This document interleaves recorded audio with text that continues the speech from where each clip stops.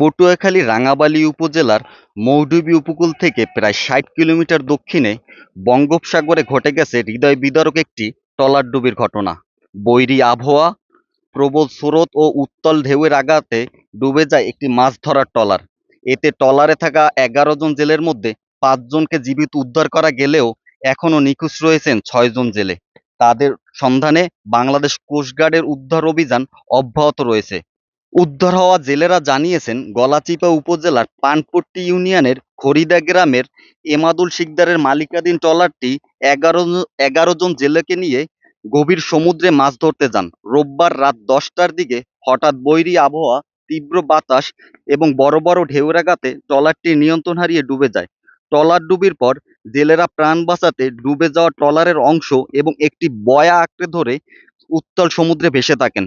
প্রায় ৬ ঘন্টা মৃত্যুর সঙ্গে লড়াই করার পর রাত ৩টার দিকে পাশ দিয়ে যাওয়া আরেকটি মাছ ধরা ট্রলারের তার ৫ জন জেলেকে জীবিত উদ্ধার করে।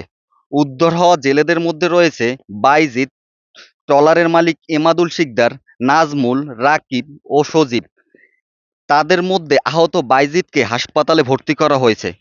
তবে এখনও নিখোঁজ রয়েছেন পানপট্টি ইউনিয়নের তুলারাম গ্রামের এমাদুল খা, খরিদা গ্রামের হারুন, গজারিয়া ইউনিয়নের আদানি গ্রামের ফোরকান, আল আমিন, শাহেদ এবং গলাচিপা সদর ইউনিয়নের প্রক্ষে গ্রামের আক্কাস। নিখোঁজ এসব জেলেদের উদ্ধারে কোস্টগার্ড অভিযান চালালেও শেষ খবর পাওয়া পর্যন্ত তাদের কোনো সন্ধান মেলেনি। বৈরী আবহাওয়ায় উদ্ধার অভিযান বড় চ্যালেঞ্জ হয়ে দাঁড়িয়েছে বলে জানিয়েছেন কর্তৃপক্ষ।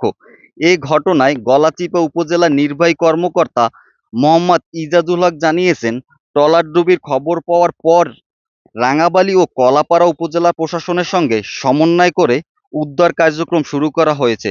কোস্টগার্ড নিখোঁজ জেলেদের উদ্ধারে কাজ করছেন এবং পরিস্থিতি সার্বক্ষণিক পর্যবেক্ষণ করা হচ্ছে।